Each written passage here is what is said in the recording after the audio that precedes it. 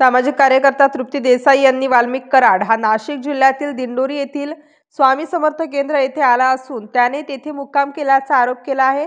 बीड जिल्ह्यातील मत्स्य आयोग येथील सरपंच संतोष देशमुख यांच्या खुनात वाल्मिक कराड सहभागी असल्याचा संशय आहे। वाल्मिक कराड सध्या पोलिसांच्या ताब्यात असून त्याची चौकशी सुरू आहे। या चौकशीत तो नाशिक येथे आल्याचा संशय व्यक्त केला जात आहे। सीआयडीचे पथक काही दिवसांपूर्वी केंद्रात येऊन चौकशी करून गेले असून आवश्यक ती माहिती संस्थेतर्फे देण्यात आली आहे। तसेच तृप्ती देसाई यांनी केलेल्या आरोपांचं खंडन केंद्राच्या प्रवक्त्यांनी केले आहे।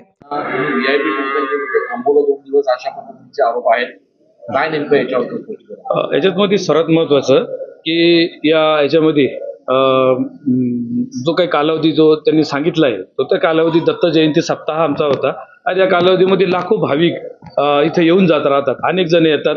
आता कोण येतो काय येतं त्याचं असं कुठे आपली त्याचं हे करत नाही, आलेल्या सगळ्या लोकांचं येतात, दर्शन घेतात, जातात। आणि या संदर्भात आपले जे चौकशीची यंत्रणा आहे ती सुद्धा येऊन गेली आणि आम्ही त्यांना त्या संदर्भात सीसीटीव्ही फुटेज पण दिले। त्याच्यात ते कदाचित त्यांना ते येताना आले गेले असं पण कुठलाही मुक्काम व्यवस्था आणि व्हीआयपी ट्रीटमेंट याचं काही तसं कुठे त्याचा संबंध नाही किंवा तसं कुठलंही झालेलं नाही।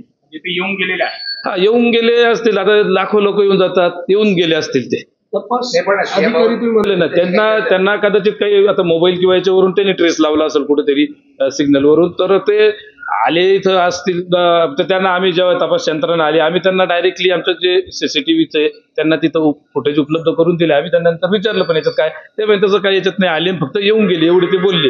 पण त्याच्यात काही असं कोणी ते जे आता तुम्ही ज्यांचं नाव दुसऱ्यांचं नाव घेतले ते कोण नाही विष्णू चाटे असं ते कोण हे आश्रम जो दिंडोरीचा आश्रम आहे तिथे 15 तारखेला आणि 16 तारखेला जो मुक्काम आहे तो विष्णू चाटे आणि वाल्मिक कराड या दोघांनी केलेला आहे आणि 17 तारखेला आश्रमातून ती गाडी जी आहे त्यांची बाहेर निघालेली आहे।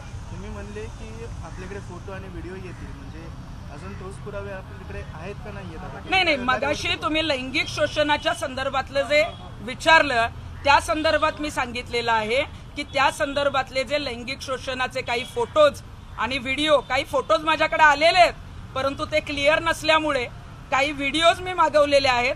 ते व्हिडिओज आल्यानंतर या संदर्भात रितसर पत्रकार परिषद घेऊन या आश्रमातील जे कोणी प्रमुख आहेत अण्णासाहेब मोरे आणि त्यांना साथ देणारे त्यांचा सगळ्यांचा पर्दाफाश करणार। मात्र अण्णासाहेब मोरे आणि वाल्मिक कराड यांचे काही संबंध आहेत का? याआधी वाल्मिक कराड त्या आश्रमात जात होते का किंवा विष्णू चाटे वाल्मिक कराड त्या आश्रमामध्ये दर्शनासाठी याआधी गेलेत, असं काय पुरावा आहे का तुमचा? मागील वर्षामध्ये म्हणजे डिसेंबर 2023ला एक या मठावर जी आहे ती केस दाखल करण्यात आली होती।